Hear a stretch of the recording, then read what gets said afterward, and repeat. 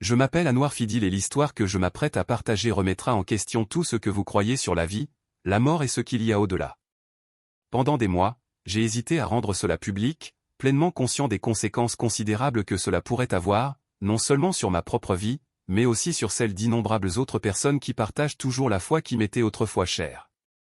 Mais il arrive un moment dans la vie où le poids de la vérité devient insupportable, où la responsabilité de s'exprimer dépasse de loin le confort de garder le silence. J'étais, ou peut-être devrais-je dire, je suis ou du moins je l'étais autrefois un membre profondément respecté de ma communauté musulmane de Bradford, en Angleterre. Mon père, un immigrant palestinien, m'a élevé avec un engagement inébranlable envers l'islam, s'assurant qu'à l'âge de 12 ans, j'avais mémorisé des parties substantielles du Coran.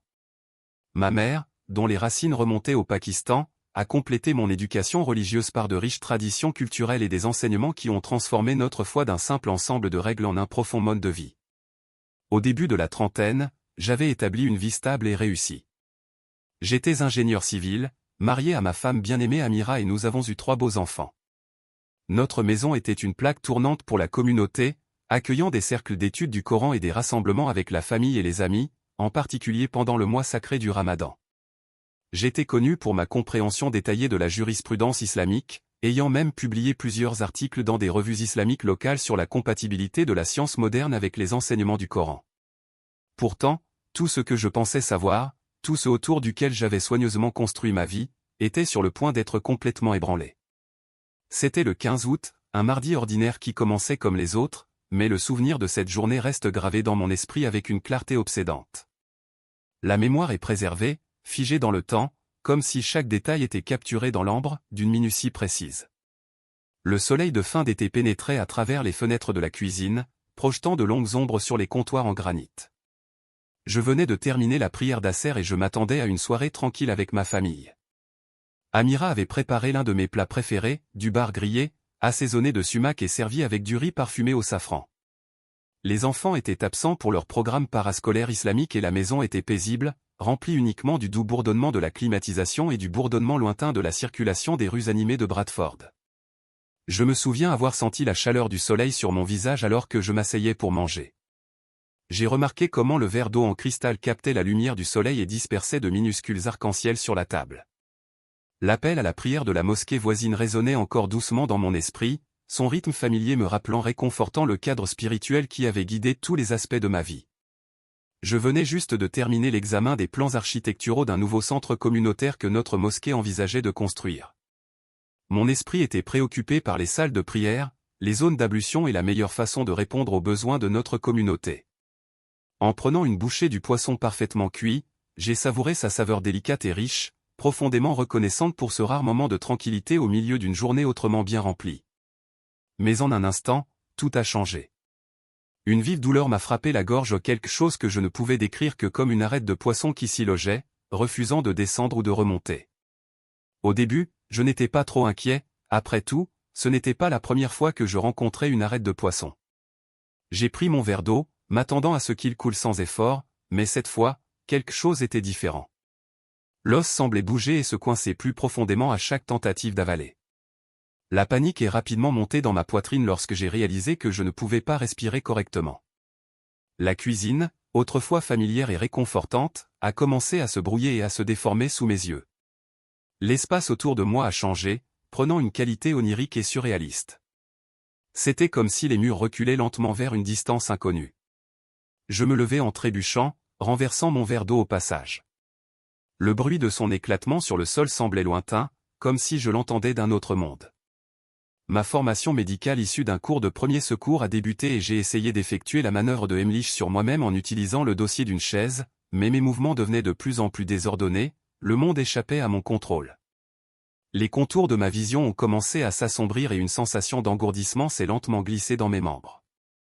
J'ai désespérément cherché mon téléphone, essayant d'appeler les services d'urgence, mais mes doigts n'ont pas coopéré. La dernière chose dont je me souviens clairement était le carrelage froid pressé contre ma joue, la sensation désorientante de sombrer, puis une prière silencieuse et désespérée, « Ya Allah, aide-moi ». Ce qui s'est passé ensuite allait modifier à jamais ma compréhension de la vie, de ma foi et de la nature même de la réalité elle-même. Mais avant de plonger dans l'expérience qui a complètement remodelé ma vision du monde, il est essentiel de comprendre qui j'étais avant ce moment fatidique. J'étais un homme profondément enraciné dans sa foi, très respecté dans sa communauté et inébranlable dans ma certitude quant à la nature de Dieu, de la mort et de l'au-delà. J'avais passé d'innombrables heures à me plonger dans l'étude des enseignements islamiques sur la mort et ce qu'il y a au-delà. Je connaissais bien les anges interrogateurs, Munkar et Nakir, qui venaient interroger les morts dans leur tombe. Je pouvais réciter de mémoire les descriptions coraniques du paradis et de l'enfer, et pendant des années, j'étais réconforté par la conviction que je savais exactement ce qui attendait les croyants et les incroyants. J'ai passé de nombreuses années à discuter avec des collègues chrétiens, maintenant toujours ce que je croyais être une position respectueuse mais ferme sur la vérité de l'islam. Je reconnaîtrais Jésus, ou Isa, tel que je le connaissais alors, comme un grand prophète, mais je rejetterais fermement toute notion de sa divinité. En fait, j'avais même écrit un article pour notre publication islamique locale, expliquant pourquoi le concept chrétien du salut par la foi seule semblait à la fois illogique et inutile. J'avais une compréhension profondément enracinée du jour du jugement, fondée sur les enseignements islamiques. Je croyais que ce dernier jour, elle apaiserait nos bonnes actions par rapport à nos mauvaises, et que nos prières, nos dons caritatifs, notre jeûne et nos pèlerinages seraient tous comptés en notre faveur. Ce système de comptabilité divine m'a réconforté. J'ai toujours cru que mon engagement envers l'observance religieuse constituait progressivement un crédit spirituel dans mon récit éternel. Mais dans les 10 minutes et 50 secondes qui suivirent le temps qu'il fallut à mon cœur pour arrêter de battre tout ce que j'avais toujours su ou cru sur la mort, le jugement et l'éternité seraient brisés. L'expérience que je m'apprête à partager ne concerne pas seulement une expérience de mort imminente, c'est l'histoire d'une rencontre face à face avec la vérité absolue, d'être témoin de la perte de toute certitude théologique que j'avais jamais eue en présence de quelque chose de bien plus grand que tout ce que nous, en tant qu'humains, pourrions jamais comprendre. Alors que j'étais allongé là, ma conscience s'éloignant, je n'avais aucune idée que j'étais sur le point de me lancer dans un voyage qui démolirait toutes les certitudes religieuses que j'avais jamais eues. Je ne savais pas que dans les instants à venir, j'allais être témoin d'événements qui me forceraient à remettre en question tout ce que j'avais toujours cru sur Dieu, sur Jésus-Christ et sur la nature même du salut lui-même. La transition de la conscience à tout ce qui se trouvait au-delà n'a pas été progressive, elle a été instantanée et absolue. Un instant, j'essayais désespérément de respirer sur le sol de ma cuisine, et l'instant d'après, je me retrouvais à flotter près du plafond, regardant mon propre corps avec un étrange mélange de détachement et de fascination. La scène en dessous de moi semblait à la fois familière et étrangère, comme si je regardais un film de ma vie, mais à travers les yeux de quelqu'un d'autre. Mon corps gisait étendu sur les carreaux de céramique, un bras tendu vers les restes brisés de mon verre d'eau, un liquide sombre se répandant lentement sur le sol comme une ombre grandissante. Le soleil de l'après-midi pénétrait à travers les fenêtres, projetant un éclairage dramatique sur la scène, soulignant la couleur cendrée qui avait déjà commencé à se glisser sur mon visage. Le contraste entre la paisible scène domestique, le repas à moitié mangé, le tapis de prière toujours soigneusement plié dans le coin et le drame qui se déroulait sur le sol de la cuisine était choquant et surréaliste. J'entendais ma voisine, Madame Khan, frapper frénétiquement à la porte d'entrée, sa voix étouffée par le bois épais. Il y avait une panique croissante dans son ton. « Anouar, tu vas bien ?» J'ai entendu quelque chose tomber. Je voulais la rassurer, lui dire que, d'une manière ou d'une autre, c'était impossible, j'allais bien. Mieux que bien, en fait. La douleur chronique dans le bas du dos qui me tourmentait depuis des années avait disparu et je me sentais plus légère, plus consciente, plus vivante que je ne l'avais jamais ressenti dans mon corps physique. L'appel à la prière commença à résonner depuis la mosquée voisine, mais il sonnait désormais différemment en lointain, creux, comme une musique jouée sous l'eau. Les mots familiers qui étaient une constante dans ma vie depuis l'enfance semblaient maintenant résonner d'une toute autre dimension, s'estompant à chaque instant qui passait. C'était la première fois que quelque chose de fondamental avait changé. J'avais franchi un seuil au-delà duquel les ancres de mon existence terrestre ne me retenaient plus en place. Puis vint l'attraction, initialement douce, comme le tiraillement subtil d'une brise sur une feuille fragile, mais augmentant lentement et régulièrement en intensité, jusqu'à devenir une force écrasante, m'attirant irrésistiblement vers le haut.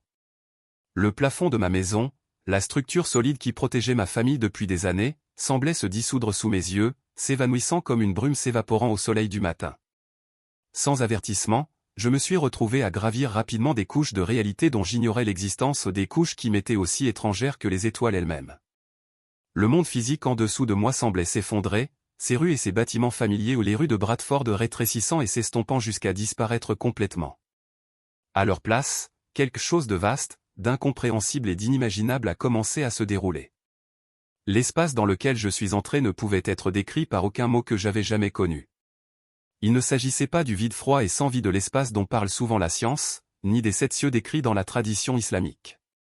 C'était quelque chose de complètement différent, quelque chose qui dépassait la compréhension terrestre. C'était une dimension vivante avec un but, une intention et une présence. L'air était épais avec une qualité de lumière qui me semblait plus vivante que tout ce que j'avais jamais rencontré. Cette lumière n'était pas seulement de la lumière, c'était une sorte d'énergie sensible, imprégnée de sens et d'intelligence, chaque photon rayonnant d'une conscience et d'une intention qui lui sont propres. Pour le décrire en d'autres termes, je dirais que c'était comme si j'avais été immergé dans une lumière vivante ou une lumière qui respirait, pensait et agissait avec un but précis. Alors que je poursuivais mon ascension, j'ai commencé à remarquer la présence d'innombrables autres âmes, se déplaçant dans des directions différentes à travers cet espace immense et insondable. Certains montaient, tout comme moi, tandis que d'autres semblaient descendre, descendant en spirale vers de vastes profondeurs inconnues. Ce qui m'a le plus frappé, c'est la lumière que chaque âme semblait porter. C'était comme si chaque âme rayonnait sa propre lumière unique, certaines brillantes et pures, d'autres sombres, vacillantes de trouble et d'agitation. Cette vue m'a rempli d'un mélange égal de crainte et de terreur. Où étaient les anges Monar et Nakir? Où était l'interrogation sur la tombe, le processus qu'on m'avait appris à attendre, le moment que j'avais préparé toute ma vie? Tout ce que j'avais cru à propos de l'au-delà ou le cadre de ma compréhension était violemment remis en question par ce dont j'étais témoin.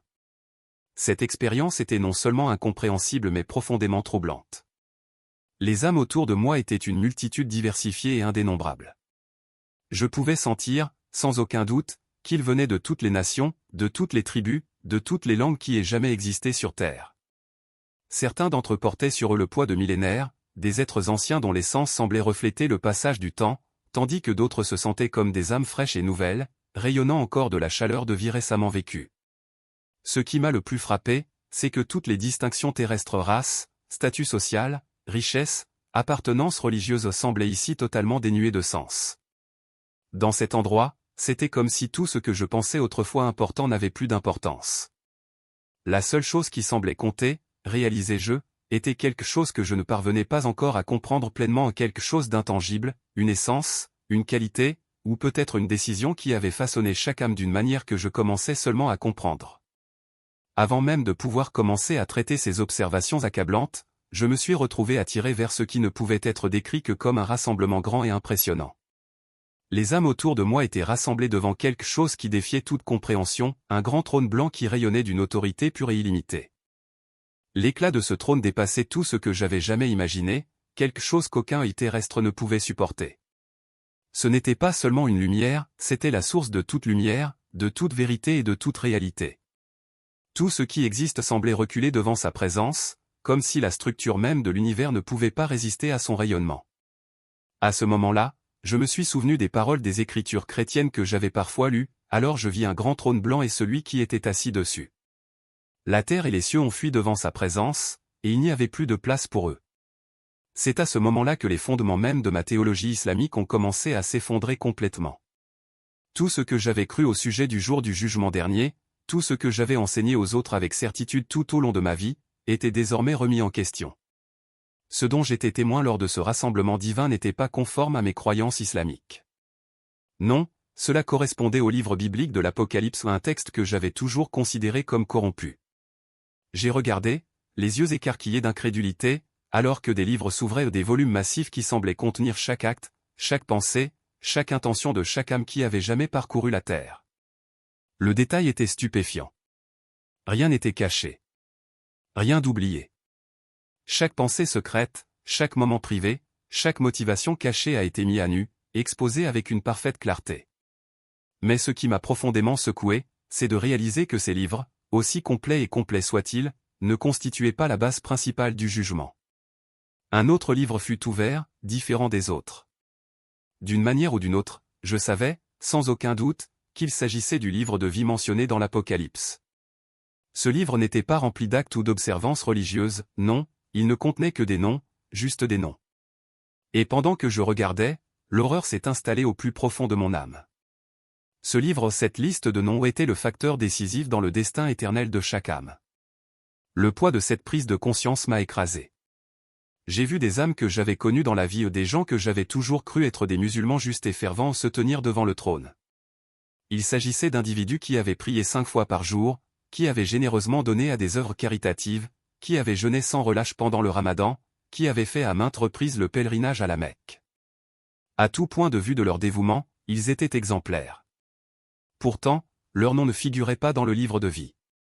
Je pouvais sentir mon âme crier en signe de protestation alors que ces âmes étaient emmenées vers ce qui semblait être un lac de feu. Les paroles d'Apocalypse 20, 15 résonnaient dans mon esprit avec une clarté effrayante, quiconque dont le nom n'était pas trouvé écrit dans le livre de vie était jeté dans l'étang de feu. Le jugement se déroulait d'une manière à laquelle je ne m'attendais pas. Il ne s'agissait pas de bonnes actions qui l'emportaient sur les mauvaises, ni de dévotion religieuse ou de pureté rituelle. Non, ce jugement portait sur quelque chose de bien plus fondamental, si l'on avait ou non accepté la vérité sur Jésus-Christ. Cette prise de conscience a été dévastatrice. Il ne s'agissait pas d'une liste de devoirs religieux. Il ne s'agissait pas d'actes extérieurs de dévotion. Il s'agissait de quelque chose de plus profond, d'intrinsèque. L'horreur de cette vérité était encore pire par la justice indubitable que j'y voyais. Ce n'était pas arbitraire, ce n'était pas injuste. Non, c'était la conséquence inévitable des choix faits dans la vie. Le destin de chaque âme ne leur était pas imposé, c'était l'effusion naturelle des décisions qu'ils avaient prises, la direction qu'ils s'étaient choisie. Ceux qui avaient rejeté Christ avaient, en substance, rejeté le seul moyen d'inscrire leur nom dans le livre de vie. Puis, un changement s'est produit à un moment qui allait changer à jamais ma perception de la réalité spirituelle. Je me sentais entraîné dans un lieu d'obscurité absolue. Ce n'était pas la simple absence de lumière. Non, c'était une obscurité active et vivante ou épaisse, oppressante et suffocante, remplie de silhouettes sombres qui semblaient personnifier tous les mensonges et tromperies auxquels j'avais cru autrefois. J'entendais des gémissements et des grincements de dents, et à ce moment-là, j'ai compris la véritable horreur d'être séparé de Dieu. Ce n'était pas seulement une absence physique, c'était une absence spirituelle. L'obscurité qui m'entourait n'était pas seulement l'absence de lumière. C'était l'obscurité des fausses croyances, du rejet de la vérité. C'était l'obscurité d'une dévotion bien intentionnée mais induite en erreur, une dévotion qui avait été dirigée vers des dieux qui n'existaient pas, plutôt que vers le seul vrai Dieu, tel que révélé en Jésus-Christ. Alors que je me tenais là, piégé dans ces ténèbres, les paroles d'Ézéchiel 7:8 me sont venues avec une clarté terrifiante, le malheur est tombé sur vous qui habitez le pays. Le moment est venu, le jour est proche. C'est la panique, pas la joie, dans les montagnes. Je suis sur le point de déverser ma colère sur toi et de dépenser ma colère contre toi. Je te jugerai selon ta conduite et je te récompenserai pour toutes tes pratiques détestables. Le poids de mes décisions passées, de toutes les fausses croyances que j'avais eues, se pressait autour de moi. L'agonie de cette prise de conscience menaçait d'écraser mon âme. Telle était la vraie nature de l'enfer, pas seulement le tourment physique, mais la conscience insupportable d'avoir rejeté la source même de toute lumière, vie et amour. Mais ensuite, juste au moment où il semblait que les ténèbres allaient me consumer complètement, tout a changé une fois de plus. Une lumière est apparue, une lumière si pure et si puissante qu'elle a brisé chaque ombre, chaque doute, chaque fausse croyance à laquelle je m'étais accroché depuis si longtemps. Ce n'était pas n'importe quelle lumière, c'était une lumière vivante. Ce n'était pas une simple illumination, c'était léger avec de la personnalité, léger avec un but. Et debout dans cette lumière, j'ai vu une silhouette que j'ai immédiatement reconnue, même si je ne l'avais jamais vue auparavant de ma vie. Dans cet instant de lumière radieuse et vivante, je me suis retrouvé face à face avec Jésus-Christ, non pas tel que je l'avais imaginé à travers le prisme des enseignements islamiques sur Isa, mais tel qu'il est réellement, le Seigneur ressuscité, le roi des rois. Ses yeux brûlaient avec l'intensité d'un feu ardent. Son visage brillait comme le soleil dans tout son éclat, et pourtant je pouvais le regarder sans me consumer. Sa présence était impressionnante, à la fois terrifiante et belle, une fusion parfaite d'autorité absolue et d'amour infini. L'amour émanant de lui défiait toutes les catégories et compréhensions humaines. Ce n'était pas simplement une émotion ou un sentiment, c'était une force tangible, aussi réelle que la gravité mais infiniment plus puissante. À ce moment-là, j'ai compris que l'amour n'était pas seulement quelque chose que Dieu fait ou ressent. L'amour est qui il est, et cet amour a été personnifié en Jésus-Christ debout devant moi. Cet amour était saint, pur et absolument sans compromis. Il exigeait tout en offrant tout. Il a exposé tous les défauts tout en offrant une acceptation complète. Il m'a parlé, non pas avec des mots audibles, mais directement à mon âme. Sa voix portait le poids d'une autorité absolue tout en restant infiniment douce. Il a dit, utilisant mon nom avec une familiarité qui m'a profondément secoué, « Vous avez été trompé. Vous avez passé votre vie à chercher la vérité au mauvais endroit. Je suis le chemin, la vérité et la vie. Personne ne vient au Père que par moi. » L'impact de ces mots dépassait tout ce à quoi j'aurais pu me préparer. Chaque argument théologique que j'avais avancé, chaque défense apologétique de l'islam que j'avais écrite, chaque explication minutieuse des raisons pour lesquelles Jésus ne pouvait pas être Dieu, tout cela s'est effondré en sa présence comme des châteaux de sable avant un tsunami. J'ai vu avec une parfaite clarté à quel point je m'étais sincèrement trompé, sincèrement trompé. La vérité n'était pas un ensemble de doctrines religieuses ou un ensemble de pratiques à suivre. Ce n'était pas une philosophie à adopter ni une liste de règles à respecter. La vérité était une personne vivante et respirante, et il se tenait devant moi. À travers une série de révélations profondes et vives, il m'a ouvert les yeux sur la façon dont ma sincère dévotion à l'islam, bien qu'admirable selon les normes humaines, m'avait en réalité empêché de voir toute la vérité sur qui il était vraiment. J'ai vu comment Satan avait magistralement utilisé des vérités partielles, liées à ma dévotion religieuse, pour m'aveugler sur la réalité indéniable de la divinité du Christ et de son sacrifice pour mes péchés. La tromperie était subtile, mais puissante, et elle m'avait retenu captif pendant si longtemps. Cette tromperie avait profondément pénétré mon cœur. Les ferventes pratiques religieuses, la dévotion, le sacrifice de soi, tout cela semblait être une quête honnête de la vérité. Pourtant, en réalité, cela m'éloignait de la vérité que je cherchais si désespérément. Je me suis retrouvé prosterné devant lui, submergé, essayant de parler mais incapable de former les mots. Je ne savais pas, pensais-je. Je pensais que je t'adorais en suivant l'islam. Je pensais que ma foi était vraie. Mais alors que tout le poids de mon erreur s'écrasait sur moi comme une vague puissante, j'ai réalisé qu'ici, devant moi, se trouvait la vérité elle-même. Celui contre lequel j'avais passé toute ma vie à me battre. Celui que j'avais rejeté en croyant servir Dieu. Jésus a répondu, non pas par une condamnation, mais par une écriture que j'avais autrefois rejetée. Beaucoup me diront ce jour-là, « Seigneur, Seigneur, n'avons-nous pas prophétisé en ton nom, chassé les démons en ton nom et accompli de nombreux miracles en ton nom ?» Alors je leur dirai clairement, « Je ne vous ai jamais connus. Loin de moi, vous les malfaiteurs. » Ces paroles de Matthieu 7, 22 à 23 m'ont frappé comme une épée à travers mon âme. J'avais passé ma vie à croire que la sincérité pouvait suffire, que les bonnes intentions pouvaient compenser les fausses croyances. Mais la réalité était indéniable, la sincérité à elle seule ne changeait pas la vérité sur qui était Jésus. Ensuite, il a commencé à me révéler des scènes de mon propre passé, des moments où j'avais rencontré la vérité à son sujet mais où je m'en étais détourné. Je me voyais comme un étudiant universitaire, rejetant le témoignage sincère d'un ami chrétien qui parlait de la façon dont Jésus avait transformé sa vie.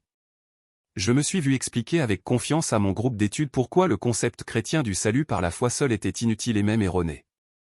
J'ai revécu d'innombrables moments où le Saint-Esprit m'avait atteint à travers des livres que j'avais lus et rejetés, à travers des témoignages que j'avais entendus et rejetés, à travers des rêves que j'avais rapidement oubliés au réveil.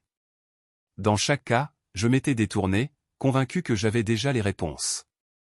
Mais ce qui m'a le plus brisé le cœur, c'est lorsqu'il m'a montré combien d'autres suivaient le même chemin que moi ou des gens que j'aimais et respectais, ma famille, mes amis, mes collègues croyant sincèrement qu'ils adoraient Dieu, tout en rejetant son Fils sans le savoir. L'ampleur de cette tromperie était écrasante et le rôle que j'ai joué dans sa perpétuation m'a rempli de chagrin. Pourtant, même au milieu de mon chagrin, son amour pour moi est resté inébranlable et constant. Votre vie a été préservée dans un but précis, m'a dit Jésus, sa voix étant un mélange d'autorité et de tendresse. Vous reviendrez et raconterez aux autres ce que vous avez vu. Beaucoup rejetteront votre témoignage, tout comme vous avez autrefois rejeté le témoignage des autres à mon sujet. Mais certains entendront et croiront. Rappelez-vous, ce n'est pas par la force ni par la puissance, mais par mon esprit que les cœurs seront changés. Pendant qu'il parlait, il m'a montré un aperçu de ce que ce voyage signifierait, le prix à payer pour le suivre. Le rejet auquel je serais confronté, la douleur d'être incompris, mais aussi la beauté d'être témoin de vie transformée par la vérité. J'ai vu des gens, tant ceux que je connaissais que beaucoup que je ne connaissais pas, comprendre la vérité sur Jésus-Christ à travers mon histoire. Mais j'ai aussi vu le coût personnel, des membres de ma famille se détournaient, des opportunités professionnelles s'amenuisaient, ma position dans la communauté se désintégrait. Le coût était effectivement élevé, mais je sentais que cela en vaudrait la peine. Il parlait dans mes pensées, comme s'il lisait dans mes pensées, mais j'en vaut la peine. Souviens-toi de ce que j'ai dit, celui qui perdra la vie à cause de moi la retrouvera. Tu as vu la fin de toute chose, Anouar. Vous savez ce qui attend ceux qui me rejettent. Allez-vous maintenant garder le silence? J'avais envie de rester en sa présence pour toujours, me prélassant dans la pureté de son amour, mais je me sentais tiré en arrière. C'était comme si je sombrais sous l'eau, tout autour de moi devenait lointain, étouffé. Ces dernières paroles résonnèrent dans mon cœur, souviens-toi, Anouar, je suis toujours avec toi, même jusqu'à la fin des temps. Quand je suis revenu dans mon corps, la transition a été dure et désorientante. J'avais le souffle coupé, mon corps tremblait alors que l'arête de poisson logée dans ma gorge était finalement délogée. Madame Khan frappait toujours frénétiquement à ma porte et des sirènes pouvaient être faiblement entendues au loin. D'après l'horloge accrochée au mur, seulement 10 minutes et 50 secondes s'étaient écoulées depuis que j'avais perdu connaissance, mais tout avait changé. Tout. La vérité sur ce que j'avais vécu brûlait dans mon âme avec une intensité qui rendait toutes les autres certitudes de ma vie insignifiantes. La vérité sur Jésus-Christ, sur le jugement, sur le salut, tout était si clair maintenant. Les paroles de Romains 2, 16 résonnaient dans mon esprit, cela arrivera le jour où Dieu jugera les secrets des hommes par Jésus-Christ, comme le déclare mon évangile. Debout, tremblant, les mains agrippées au comptoir de la cuisine pour me soutenir, je savais ce que je devais faire. J'ai compris le coût énorme à ma position respectée au sein de la communauté musulmane, mes relations avec ma famille et mes amis, ma carrière, tout cela changerait. Mais comment pourrais-je garder le silence? Ayant vu la vérité, expérimenté la réalité du jugement et ressenti si profondément l'amour du Christ, comment pourrais-je ne pas le partager avec les autres? Les jours et les semaines qui ont suivi ont été à la fois beaux et douloureux au-delà de toute mesure. Ma femme, Amir, a d'abord eu peur que je perde la raison à cause du manque d'oxygène. Mes enfants me regardaient avec confusion, luttant pour comprendre pourquoi je ne pouvais plus les guider dans les prières islamiques. L'imam de notre mosquée est venu me conseiller, amenant avec lui des érudits qui ont tenté d'expliquer mon expérience comme étant soit une anomalie médicale, soit, pire, une tromperie de la part de Shaitan. Mais rien ne pouvait ébranler ce que j'avais vu, ce que j'avais ressenti. La réalité de Jésus-Christ, de son amour et de sa vérité était devenue pour moi plus réelle que tout ce qui existe dans ce monde physique. Chaque fois que l'appel à la prière retentissait depuis la mosquée, au lieu de me sentir attiré par le tapis de prière, je me retrouvais à prier pour ceux qui, comme je l'avais fait autrefois, suivaient sincèrement un chemin qui s'éloignait du véritable salut. Mon témoignage s'est rapidement répandu dans la communauté, provoquant des troubles mais ouvrant également des portes inattendues à des conversations plus profondes sur la foi. Certains m'ont traité de traître, d'autres de fou, mais quelques-uns, juste quelques-uns, ont commencé à poser des questions, à examiner leurs propres croyances et à envisager la possibilité que ce que j'avais vécu était réel. Le cheminement d'Amir vers la foi a duré près de 2 ans, mais lorsqu'il a eu lieu, il a été aussi authentique que ma propre transformation. Ma fille aînée a suivi peu de temps après, même si mes 2 plus jeunes enfants sont toujours en voyage. Mes parents ne m'ont pas parlé depuis le jour où je leur ai partagé ma conversion, une douleur que je porte quotidiennement avec moi dans la prière, en la portant au trône de la grâce. À mes amis et lecteurs musulmans, je comprends votre scepticisme. Je comprends les doutes, les peurs et les objections, car ils étaient autrefois les miens. Le coût de suivre le Christ peut sembler incroyablement élevé, mais je vous exhorte à considérer ce que j'ai partagé. Le jour du jugement approche, et il se déroulera exactement comme la Bible le décrit, et non comme on nous l'a enseigné. Aucune dévotion religieuse, aucune quantité de bonnes actions, aucune sincérité ne peuvent écrire votre nom dans le livre de vie. Seul Jésus-Christ peut le faire. À mes frères et sœurs chrétiens, je vous demande de prier pour vos voisins et amis musulmans. Partagez la vérité avec amour et patience, en comprenant que derrière leur confiance se cache peut-être quelqu'un comme moi autrefois ou quelqu'un qui cherche sincèrement Dieu, mais qui est pourtant piégé dans un système de croyances qui l'empêche de le trouver. N'oubliez pas que ce ne sont pas vos arguments qui les convaincront, mais l'Esprit de Dieu agissant à travers votre témoignage et votre amour. Et pour tous ceux qui lisent ceci, le temps presse. Le jour du jugement dont j'ai été témoin est réel et il arrive. Ne laissez pas l'orgueil, la tradition ou la peur vous empêcher d'accepter la vérité sur Jésus-Christ. Ne laissez rien s'opposer à ce que votre nom soit écrit dans le livre de vie. Ceci est mon témoignage. C'est ce que j'ai vécu pendant ces 10 minutes et 50 secondes où mon cœur s'est arrêté de battre. C'est la vérité qui a tout changé pour moi, et elle peut tout changer pour vous aussi. Le même Jésus qui s'est révélé à moi attend de se révéler à vous. Le même amour qui a transformé ma vie est disponible pour tous ceux qui le recevront. Que la grâce et la vérité de Jésus-Christ atteignent chaque cœur qui lit ces paroles, car il est effectivement le chemin, la vérité et la vie.